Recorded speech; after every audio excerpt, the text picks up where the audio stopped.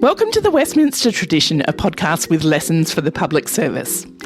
My name is Alison Lloyd-Wright, Managing Director of the Good Trouble Group, and joining me today on Kaurna land, as always, are my two fellow recovering public servants, Caroline Crozer-Barlow. Hello, Alison. And Managing Director of Good Government Advisory, Danielle Elston. Hello, Alison. Today we are back with the second episode in our BSE series. Last time we ended in what honestly felt like a pretty stable place. By 1990, government believed it understood the kind of problem BSE was, a serious animal disease with a remote human transmission risk, and one that had been met with proportionate science-led action. In the years that followed, that confidence didn't disappear, but it did change its basis. Instead of resting on scientific reasoning that it was very unlikely BSE could transmit to humans, it increasingly rested on the effectiveness of the exclusion of BSE-contaminated meat from the food chain. This episode is about what happens in that long middle phase where the science starts to feel a little less comfortable. Caroline, take us away. Okay, so 1990 brings the first taste of what is going to become a pretty grim pattern. There's a scientific signal and then there's public panic. And this scientific signal, and I'm really sorry for this, Alison, I know it's going to upset you, is feline spongiform encephalopathy, which is BSE showing up in domestic cats. And it quite unsettles officials because it proves that this idea that species barriers are not proving very impermeable. And publicly, because people love their cats like Alison, it completely explodes. So, you know, the headline of the Daily Mail is Cat Killer Disease, BSE and Pet, Beef Panic Grips Nation. And we start seeing... Beef Panic Grips Nation. Cat Killer Disease. I know, right? It's brilliant. Some schools ditch beef right away. Our friend Professor Richard Lacey, the government's playing Russian roulette with public health. And look, ministers come back really quickly. They're like, don't react, don't be like the eggs, they say, you know, referring to the sun. Don't overreact like with the eggs. Yeah, look, my notes are not awesome. Okay. No, that's great. Conservative MP Mr Paul Marland accused Labor MPs in Parliament of flying in the face of science, preferring to be guided by a bogus professor and a dead cat, which is just such a great quote. But also just so emphasises Parliament as theatre from our Critzotonis episode. 100%, and also that the POMs are better at it. Like, yes. They're better with language, and full credit to bogus professor and a dead cat. Like, in fact, that's the name of this episode. Totally. Like, bring back Coots, bring back Keating, like... Yeah. Well, in fact, in exactly this vein, enter the photo op that defines the era. So Agriculture Minister, the unimprovably named John Gummer, feeds a beef burger to his 4-year-old daughter, Cordelia, because he's posh. Of course she's called Cordelia. Of course she is. Right in front of cameras. And the Sun headline says it all. Minister's girl rejects mad cow meat because she spits it straight back out. That was a high-risk strategy, right? Like, trusting any 4-year-old in front of a camera. Never work with animals or children. No. In this case, dead animals or children. But back then, look. Sorry. And, you know, Gummer at the time feels like I think he describes it, he's like, what am I supposed to do? I'm literally at the fair. Someone says, are you happy for your daughter to eat it? It's not he's like... a staged thing. No, he's like, okay. Of course I am No, I happy. assumed it was no. Yeah. No, I feel better now. It lands as gutsy reassurance at the time, but later it becomes kind of a symbol of, you know, whatever is going on here. Cordelia becomes the patron saint of spitting out your beef. Literally, I urge you all to Google Cordelia Gummer. But anyway, because she's posh, she's had like a whole other life that's worth a fun look. Okay. As Peter Washer, the academic I mentioned in the previous episode, who's done a look at kind of the way the media covers this, he maps out that this is like this shock, anxiety, reassurance, retreat loop that repeats. Yeah. And so in 1991, there's a revelation that calves born after the ruminant feed ban, so-called BABs, born after bans, was still getting BSE. In 1992, there is a jump of BSE into marmosets that, like, I think literally they had beef stuff injected into their brains, so maybe it's not surprising that they got it. And that leads with a headline called Monkey Madness.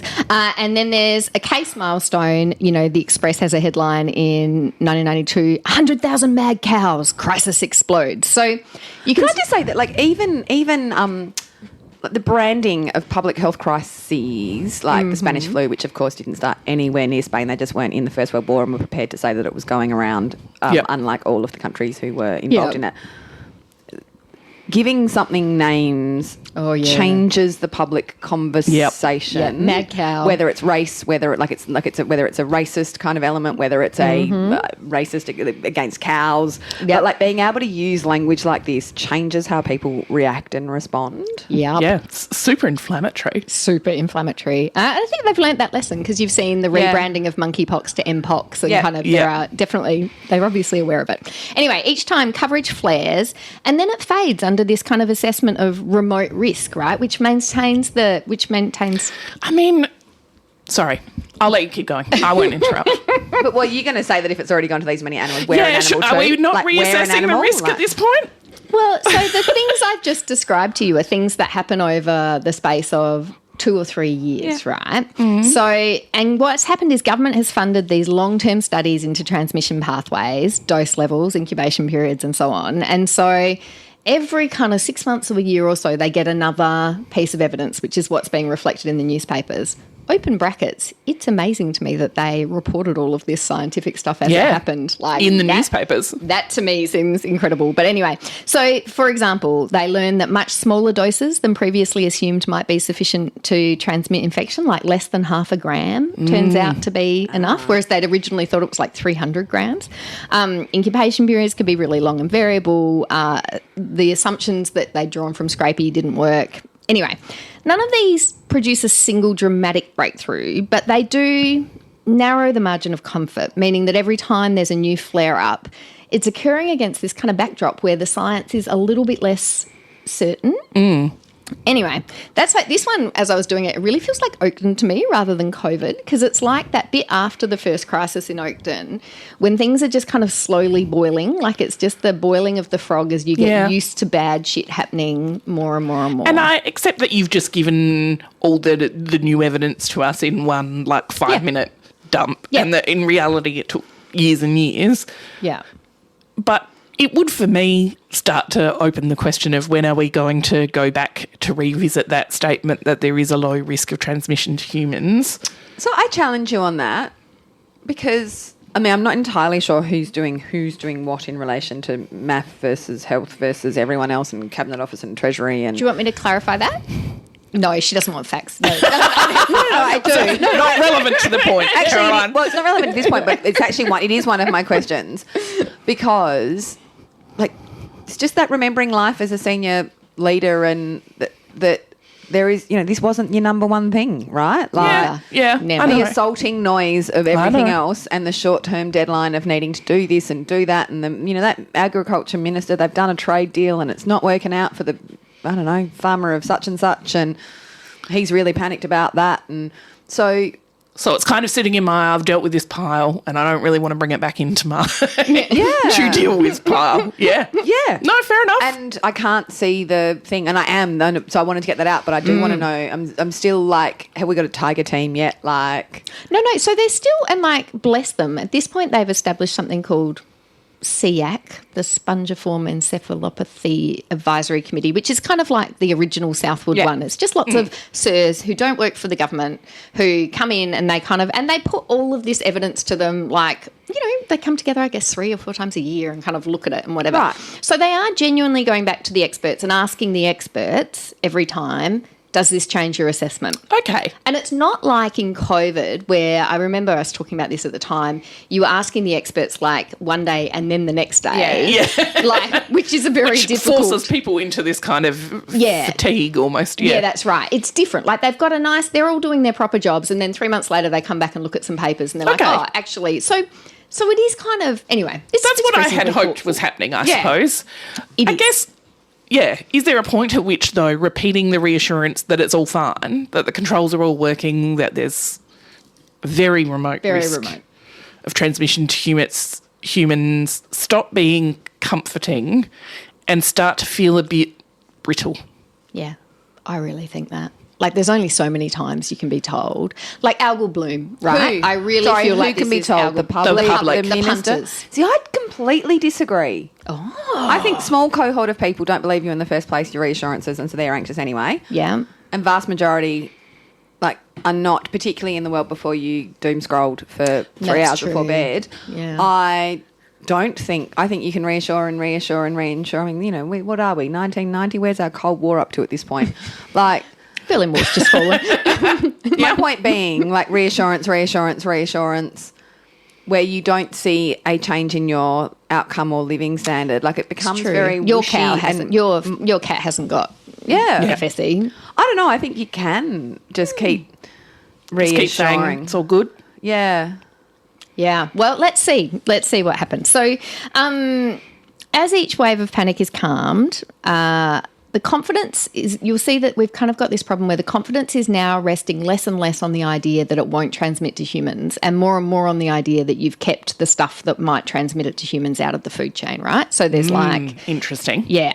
And the inquiry, the Phillips inquiry, later captures this shift very clearly in its quite pointed criticism of Chief Medical Officer Sir Donald Aitchison. They're all sirs, anyway.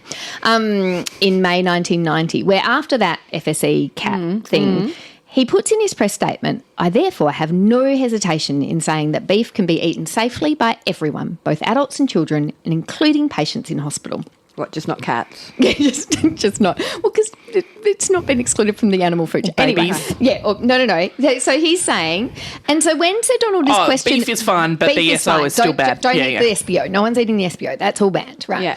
And so when he's questioned about this by the inquiry, he explains that his confidence in making that statement is the idea that the SBO, the specified bovine offal, the stuff that's contagious, was already fully out of the food chain. And he's completely confident that it's only in the offal. Yep.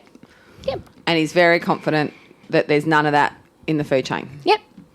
The inquiry is not satisfied. You look satisfied. The inquiry says, Sir Donald's statement did not explain that his confidence in the safety of beef was premised on the removal of all SBO. It was likely to convey the message not merely that beef is safe, but that BSE is no risk to human health. Now, this is such a complicated idea that you guys are looking confused and you've got it written down in front of you. The inquiry feels like this is the nuanced messaging that should definitely have been provided to the public. Anyway, we'll return to this at a later point. But what it shows is that the confidence of the kind of human safety has shifted. Unfortunately, it's at exactly this moment that we also start to see that actually the implementation of keeping things out of the food chain... That the SBO ban is less comprehensive and effective than we imagined. Yeah. I mean, that's what I was going to get to about his confidence insofar as what regulatory regime, was anyone fined for not taking it out, or like... This is a brilliant set of questions that, of course, the SIRS did not consider in their Scientific Expert Advisory Committee. So the first visible signal that maybe there's something wrong are these cows born after the ban, the BABs, because what it's telling you is that, you know, somehow... taking it out wasn't enough. Well, somehow it's still getting into the food chain. Somehow it's still getting in. That's what it's telling you. And so then government sort of starts pulling at this thread and it's like, shit, how is it still getting into the food chain? And they work out, and this is a bit complicated, so I'm sorry for this. They work out that at one point when they'd sort of said, right, not only are we not going to have SBO going into the human food chain, we also should not let it go into the animal food chain because they think maybe that's how it's been getting in. So that, what was it, petticoat pet food? Yeah, so pedigree pet foods, and now everyone is... They were right. They were right. So not into the animal food chain. Unfortunately, they do this in a real rush, right? So this is kind of in September 1990. They've had the FSE case. They're like, right, we are definitely going to close off this final loophole. And what they do is they issue an order that they draft in 2 days and said, feed compounders, you are not allowed to have any SBO in your food. But they don't put an obligation on the slaughterhouses or the renderers, who are the people who deal with the dead bodies. Sorry, Danielle. And these people have incentives not to be too picky because if they take SBO out, it becomes waste, which is a cost, whereas if they leave it in, they get to sell it on as stuff that gets put into feed.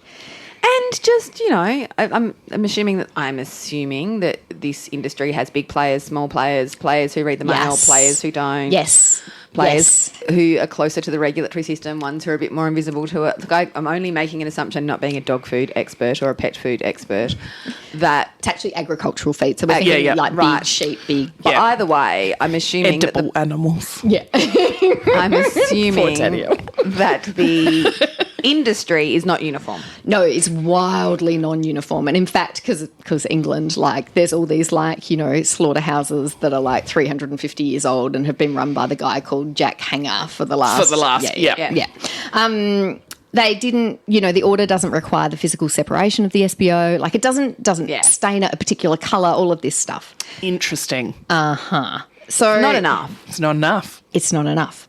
But because all of the enforcement sits with local authorities, no one at the centre actually kind of knows what's going on. And it's only as they start to get more and more of these cows with BSE who were born after the ban that they're like, oh, sugar, maybe we should go back and look and make sure, has that actually been working? But also, so can I just interrogate the deficiency of the order for a second, which is to say the order says you must not, arguably says you must not to the wrong people. Yes.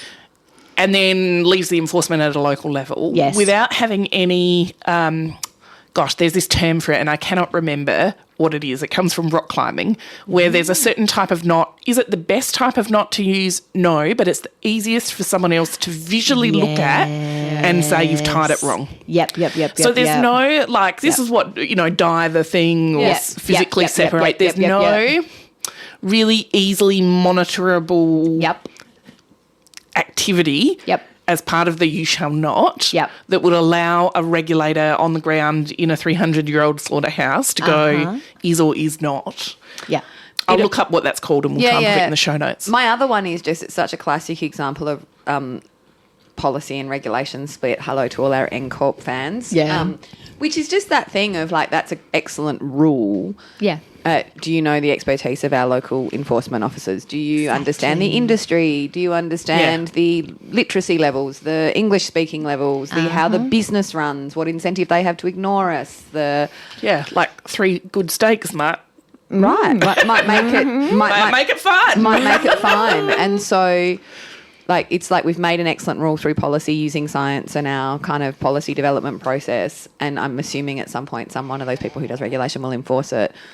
And it feels like a big gap in understanding what happens on the ground and at 2 levels, industry, but also whoever these local enforcement. I mean, are they the same people going in to check whether there's rats in pubs or are they the health people? So it's local council people. And so, of course, like wildly variable levels of funding, capability.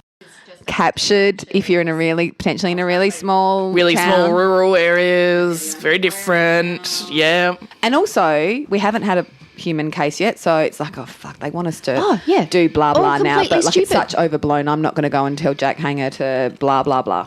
100%. Which is just not an uncommon. That one makes me go, nah, just because it's so common to go, we'll ban it, and then we think we've finished the job at the point at which we did the legislation. And I note that none of us at that point were like sought to interrogate when Caroline presented to us that BSO was banned from the food chain. How?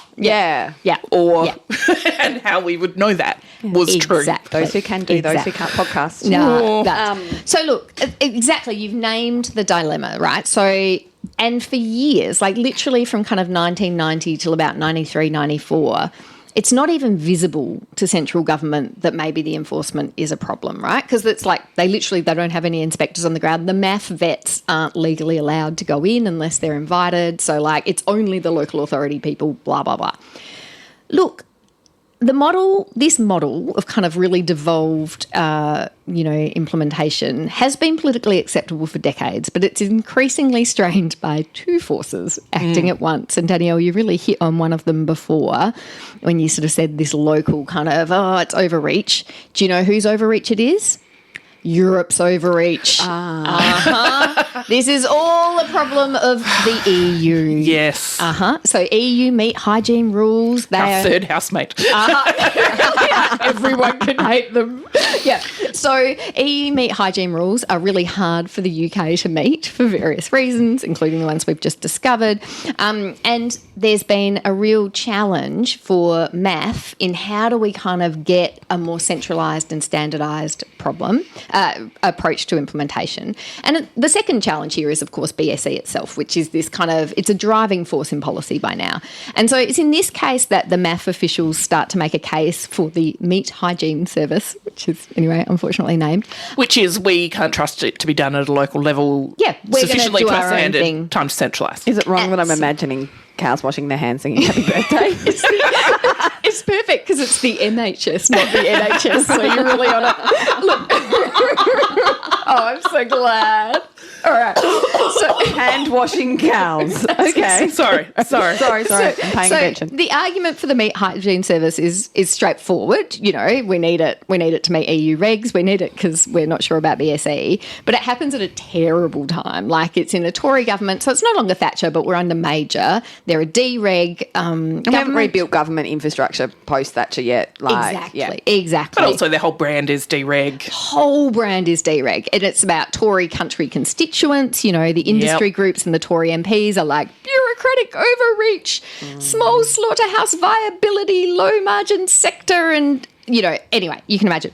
It's also pushing shit uphill because Treasury think it's really expensive because you're taking this thing that you're kind of getting implemented very cheaply by local government and you're for free. We're not even paying the local government. Exactly. And I love this context. It comes from Sir Richard Packer's book when he was the secretary. Everyone hates MAF. It's really hard to overstate how much everyone hates MAF and the ministry. And that's in Treasury's case because having become a part of the EU Common Agricultural Policy, massive subsidies go through MAF to farmers, right? Yep. And so in the classic kind of way that Treasury blames health for spending money on sick people, Treasury blames MAF for spending money on farmers and subsidies, even though, of course, like, MAF they're obliged to by the EU Common Agricultural Policy. Exactly. So, look, Packer makes this argument that it is to the great credit of a number of Tory ministers that they actually, against all of this kind of hoo-ha... It doesn't sound like a lot of support. It does not sound like a early, mid-90s UK Tory government. At the end of a government in a politically thin... It's centralised, it's funded, it's got all the things that they were not up for at the time. Yeah. And it's not against this huge, I mean, obviously dead cats, very traumatic, but not dead people. It's not against this huge metropolitan outcry of more needs to be done and, again, really thin authorising environment. Really thin. Yeah. So it's quite an achievement. It's a reasonable achievement. And I just, again, when you were saying... the public. I'm like, at this point, there is some people who are interested and they read page 32 of the daily paper. But there is, I would die of shock if 96% of people in the UK were like, oh yeah, there's that thing with cows. I'm sure the government's getting it out of my food. We should definitely, as taxpayers, pay for this. But very low levels of engagement. Service. Very low level of engagement. And so there's not a really strong push because, again, whilst people love animals and everything else, when you look at the data, when there's no human... When there's no crisis. People aren't, I wouldn't imagine, going out of their way. And again, there's no algorithm with which to kind of be sucked down either. So... Yeah, I do think... I'm glad you keep coming back to that point about the kind of social media because I do keep wondering how this would play out in a differently. Context. I just keep thinking about information provision in the 90s. Yeah. You have to go into your work to log onto your computer to check the internet and your emails. No, I think we're almost a bit before that in some ways. Even have a computer. So seriously, I think we're a bit before that. I'm still at this point, or maybe a little bit beyond that, but riding my bike to get 2-week-old New York Timeses from the local library. And everything was really delayed and... Yeah. And you waited for them to go on sale at the newsagent because the new one... super delayed as well. So, it's just not a fast-moving information environment. And when you do get that information in the media, it's kind of deeper, flatter.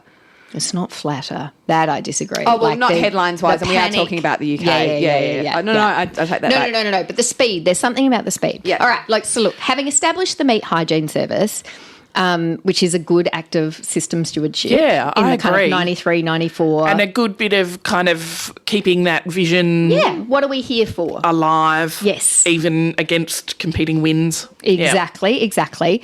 Unfortunately, the Meat Hygiene Service starts to discover things that they might not want to know.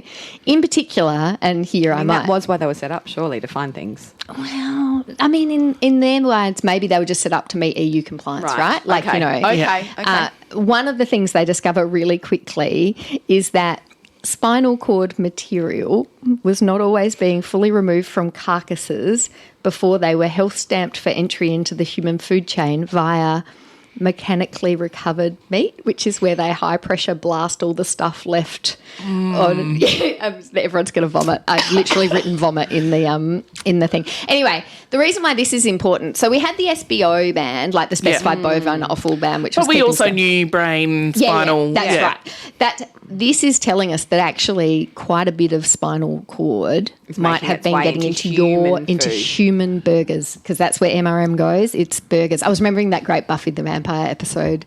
Has anyone seen it? Oh my God, where the secret ingredient in the hamburgers that you're led to believe might be human meat is actually just that there is any meat in them. I will find it and post it. Nice. Anyway, that's my encyclopedic knowledge for the day. So anyway, it's been a foundational assumption that actually we've kept that spinal cord. All of that has just been kept out. And for officials, it's like a genuine shock. They're like, holy shit. Yep.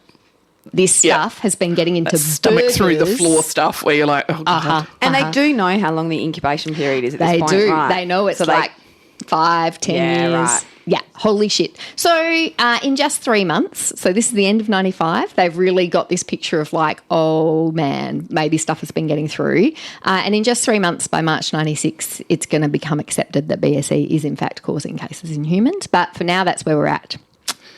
So, Caroline, you asked us at the beginning of the first episode of this series to think about whether this was a scandal without a crime. And now we're nearly at the breaking point of the scandal part. By and large, has this been good public servicing to date? Thoughts? I am concerned at this point, reviewing their homework, about the regulatory enforcement model. I can see why, and the drivers and local and la la la, but... I'm beating myself up for not interrogating it when that was offered to me earlier. Yeah. Like how, again, rules are totally useless if no one's around to enforce them, especially where you might have to do more work, make less money... Annoy people. You think the government's a bit stupid anyway. Like someone wasn't checking. So there was 2 bits of not checking. There was lots of bits of not checking. Now that we've got the spinal cord as well, it's like, there's a lot going on that we missed. Not because the rule was wrong, but because we didn't understand what happened in the real world and have also, the right people out there like looking and touching and checking. A bit Challenger explosion. The senior people are being told that it's all under control. Yeah. And they should be able to have faith that the people that are telling them that the controls are working have controls that they've checked and that are working. Spinal cord is gone. And so, I don't think that's an unreasonable assumption to have made. But again, is that not a ministerial question? Okay, so we're sure there's no one slipping through the cracks. Yes, Minister. Yeah. But I think they did ask, clearly this is the Meat Hygiene Service establishment, right? Yeah, but this so is there why started to be an inkling. They must have had a problem they were trying to solve, other than EU compliance. No, I think they had a sense that it wasn't brilliant, right? Yeah. And I think so there's something for me about yes, they screwed up the regulatory stuff, but actually they moved pretty quickly. Yep. Yeah, the policy design all looks good. The science, I reckon they get an A for that kind of stuff. The comms part of it, I think the challenge with comms is when you're not asking people to change or do something, what are you talking to them about? Yes. Don't worry. It's all reactive. Still don't good. worry. Yeah. Still eat beef, not like Cordelia. I don't know what else. I mean, I suppose, again, the behaviour change was please keep eating beef and don't ruin our industry. I do think you can do a bit of communication. We know it got into cats, but it can't get into you because... But I think there wasn't a because there, which is how they... I guess I'm drawing a causal link between the cats and the Meat Hygiene Service as a signal, or the BABs, the born after the bans. We don't know what we think we know. Yeah, if this control was working... That shouldn't have happened. Yeah. So we might now need to investigate. So what are you telling people to do? Eat less beef? Thing. Like literally, like what are you asking at that point? It's eat less beef, but we have no particular reason why, and it hasn't made it into And the human. industry will go nuts. Or people just off their own kind of, this all looks scary and dangerous, and they start doing it, and the industry goes completely nuts because you wouldn't have a authorising environment to go pay to give them money or whatever else. Yeah. I'm not sure what else from a comms perspective, to be really honest. Like, even though it's like, oh, cats, we're animals too. I can see that, like, you're like, oh, this is really nerve-wracking. I don't know what you can ask people to do that's different. Yeah. I find it fascinating because, like, my family and I have been having a big argument about algal bloom, on which I am the outlier. And my family all kept saying things like, I think government needs to say more about... And I'm like, what can they say? Like there's literally... There is nothing more to say. We don't know how it's going to go away. Like, there are some scientific things they're doing, and, like, but what else is there to say? But it brings out that community... I can do a whole lot for you on algal bloom reproductive cycles if you like. I tried to do it, and they were all like, just get Alison to tell us. But the challenge is when things are new, right? Yes. Like, this is the problem. People want lots of information. And there isn't lots of information They have, to give them. And then they have a low tolerance for when it changes. Like, when it changes. Something that drives me completely bonkers in one part of my world is when people say that they had terrible endometriosis surgery in the 90s and the 00s. No, we got cutting edge science. It was just the cutting edge science at the time. Turned out it glued all our organs together. But they didn't do that on purpose. Yeah. And they didn't know that's what your insides would look like after 15 years. Yes. And the information they had was solid, and just trying to respond to people in a particular world of comms that I do who are like, this was wrong and that was wrong. And I'm like, no, we found out a long time later that with the best science and intentions in the world, it turned out to be the right one. You know, and this is a lot like some of these ones. The alternative being... my business partner needed hip surgery, and they said her hip surgery gets so much better so quickly that the longer you can live without having surgery, like if you can wait 5 years, if you can wait 10 years, you'll get something completely different than what we can offer you now. So there are drugs I don't take for conditions I have because they will rule out some of the fast-moving coming drugs. Yeah. Right. And I am like white-knuckling my scientific way in the same way to the idea that, like, science is coming, just hang on a little bit longer. Although for my poor type 1 diabetic husband, the science has been coming on type 1 diabetes for way too long. Oh, my God. Oh, my God. All So right. I just think that these are all relevant examples, though, in the sense that they don't have a human case. I can feel the risk rising. Yep. I don't know what different comms they could have done because they don't have any other information to get out except for, I have tinglies in my tummy. Like, friggin', that's not government policy. You can't go out saying, I feel really nervous. The policy design looks good. I think the implementation probably gets my lowest grade on this report card. Yeah, I think it gets like a C-, just right? because of the regulatory because it wasn't system. brilliant, It's but pretty also standard. We made a like rule. it's enough. We made a rule. What wasn't that enough? And everyone, All right, so before we finish up, our mug winner this week is David Clements for generating a very lively discussion on LinkedIn in response to our How to Do Big Reform episode about whether big reforms are realistic in our current world. Till next time. Product suitable for grinding. It's blended with large amounts of rendered beef fat for flavor. But the secret ingredient in the beef is beef? Well, meat. You can't spread this around. Just some appropriately bureaucratic disclaimers. While we've tried to be as thorough in our research as busy full-time jobs and lives allow, we definitely don't guarantee that we've got all the details right. Please feel free to email us corrections, episode suggestions or anything else at thewestminstertraditionpod@gmail.com. Thanks to Pampot Audio for our intro and outro music. Till next time.